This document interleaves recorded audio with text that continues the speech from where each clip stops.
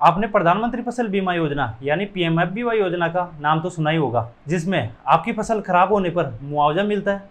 लेकिन कई बार देखा जाता है कि फसल खराब होने के बावजूद भी मुआवजा नहीं मिलता। उसकी मेन वजह क्या हो सकती है? इसके साथ ही पीएमएफबीवाई योजना क्या है,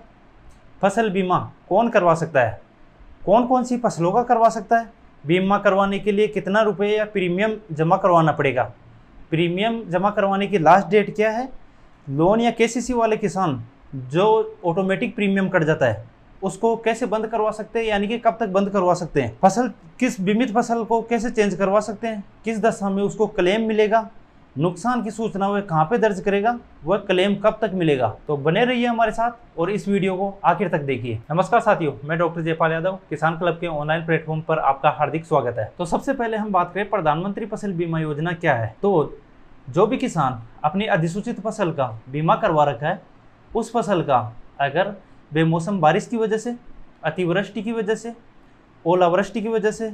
या कम बारिश की वजह से, या इसके बाद में अगर फसल कटाई के उपरांत वो फसल को सुखाने के लिए छोड़ रखा है खेत में और उसके अंदर नुकसान हो गया, तो उस नुकसान की भरपाई के लिए या फिर किसान को उस बीमित फसल का मुआवजा प्राप्त करने के लिए ये एक माध्यम हो गया प्रधानमंत्री फसल बीमा योजना। या तो अब सवाल है, किसान किस प्रकार से अपनी फसल का बीमा करवा सकता है। तो तीन कैटेगरी के किसान हो गए।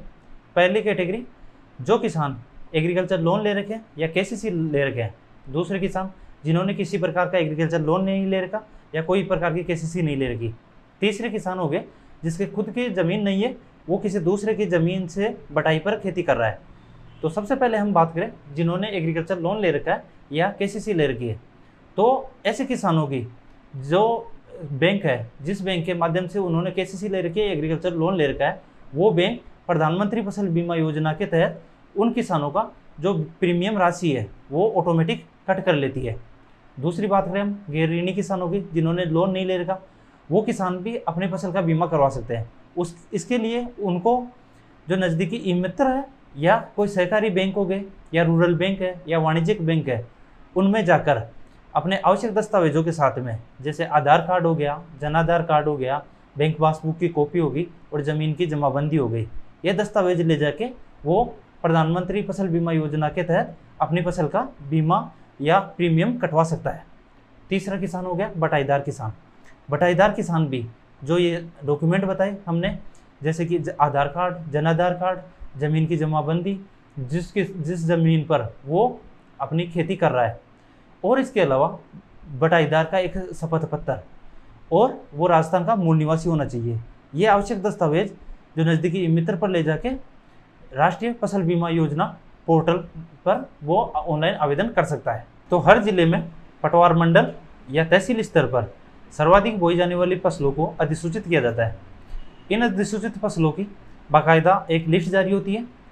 इन अधिसूचित फसलों की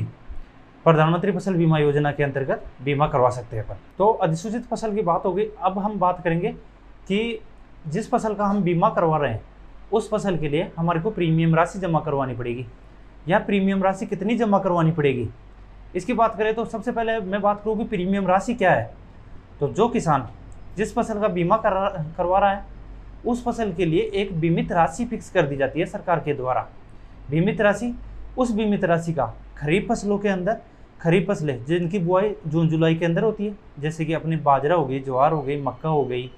मूंग, मोट, उड़द, अरहर आदि फसलें हो गई, इन फसलों का बीमित राशि का 2% प्रीमियम जमा कराना पड़ेगा। दूसरी चीज़, रबी फसलों के अंदर, रबी फसलें जिनकी बुआई अक्टूबर नवंबर में होती है, जैसे कि गेहूं हो गया, जौ हो गया, अपने चना हो गया, सरसों हो गया, ऐसी फसलें, तो इन फसलों के ऊपर बीमित राशि का 1.5% प्रति हेक्टेयर के हिसाब से प्रीमियम जमा करवाना पड़ेगा। तीसरी चीज़ होगी वाणिज्यिक फसलें या जो अपने हॉर्टिकल्चर फसलें हैं, उनके ऊपर बीमित राशि का 5% प्रीमियम जमा करवाना पड़ेगा। तो अब आपके मन में सवाल आ रहा होगा कि बीमित राशि क्या है। तो अगर फसल खराब हो गई तो आपको 1 हेक्टेयर का जितना मुआवजा मिलेगा ये सरकार के द्वारा पहले ही निश्चित कर दिया जाता है। इसी को हम बीमित राशि बोलते हैं। और जो ये प्रीमियम राशि करती है 2%, 1.5% या 5%, वो इसी बीमित राशि का प्रतिशत होता है। तो अब हम बात करते हैं कि प्रीमियम राशि जमा करवाने की लास्ट डेट कब है। तो खरीफ फसलों में प्रीमियम राशि जमा करवाने की अंतिम डेट 31 जुलाई है वह रबी फसलों के अंदर प्रीमियम राशि जमा करवाने की लास्ट डेट 31 दिसंबर है। जो भी किसान फसलों का बीमा करवाना चाहता है वो इस दिनांक से पहले अपने प्रीमियम राशि जमा करवा दे। अब मान लीजिए कि आपने केसीसी या एग्रीकल्चर लोन लिया था, उस टाइम पर आपके खेत में दूसरी फसल लगी हुई थी और अब आप जो फसल का बीमा करवाना चाहते हो वो दूसरी फसल है। तो इस फसल को चेंज करवाने के लिए आपके पास प्रीमियम कटने की जो लास्ट डेट थी 31 जुलाई व 31 दिसंबर, उससे 2 दिन पहले तक, यानी कि 29 जुलाई खरीफ सीजन के लिए और 29 दिसंबर रबी सीजन के लिए, तो इस तारीख तक आप अपने जहाँ से एग्रीकल्चर लोन लिया था या केसीसी ली थी वहाँ पे जाके आप अपनी फसल चेंज करवा सकते हैं। तो अब इंश्योरेंस करवाने के बाद ऐसी कौन सी दशाएँ हैं जिनके अंदर आपको मुआवजा मिलेगा। तो सबसे पहले हम बात करें खरीफ सीजन के अंदर, अगर बारिश नहीं होने की वजह से आप खरीफ सीजन के अंदर फसल की बुआई नहीं कर पाए तो उस कंडीशन के अंदर आपको बीमित राशि का 25%, या फिर दूसरी कंडीशन हो सकती है कि आपने फसल की बुआई कर दी, फसल बुआई से लेकर फसल कटाई तक, यानी कि फसल खड़ी है, खड़ी फसल के अंदर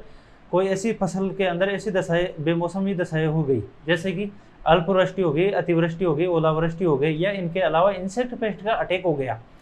ऐसी दशाएं हो गई, इनकी वजह से राजस्थान सरकार के द्वारा फसल कटाई प्रयोग किए जाते हैं। इस फसल कटाई प्रयोग के अंदर अगर औसत उपज से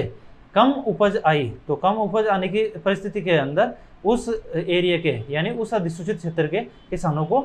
मुआवजा मिलता है। तीसरी चीज़ हो गई, अगर फसल कटाई कर दी गई है और फसल कटाई करने के बाद में फसल कटाई से लेकर 14 दिन तक आपकी फसल को खेत में सुखाने के लिए आपने रख रखी है, उस कंडीशन में अगर वहाँ पे अधिक बारिश हो गई या फिर वही कंडीशन हो गई, ओलावृष्टि हो गई, या फिर और कोई ऐसे आगजनी हो गई जो बिजली, आकाश में बिजली गिरने की वजह से आगजनी हो गई, ऐसी दशाएं हो गई, उसकी वजह से आपकी फसल खराब हो गई या आपके जो अनाज निकाल लिया था वो अनाज खराब हो गया, तो इस कंडीशन के अंदर आप क्रॉप इंश्योरेंस ऐप के माध्यम से आप अपना इंटीमेशन दर्ज करवा सकते हैं, यानी कि आपने जो फसल खराब हुई वो खराबा दर्ज करवा सकते हैं। या जो अपने जो हर एरिया के अंदर एक इंश्योरेंस कंपनी होती है, उस इंश्योरेंस कंपनी के हेल्पलाइन नंबर होते हैं या रक्षक पोर्टल के हेल्पलाइन नंबर होते हैं, वहाँ पे जाके आप अपनी खराबा दर्ज करवा सकते हैं। आपने खराबा या इंटीमेशन दर्ज करवा दिया, इंटीमेशन दर्ज करवाने के बाद में आपके एरिया के जो सुपरवाइजर है, एग्रीकल्चर सुपरवाइजर, वह उस जो कंपनी का एजेंट है, वो कंपनी का एजेंट आपके इंस्पेक्शन करने आएगा।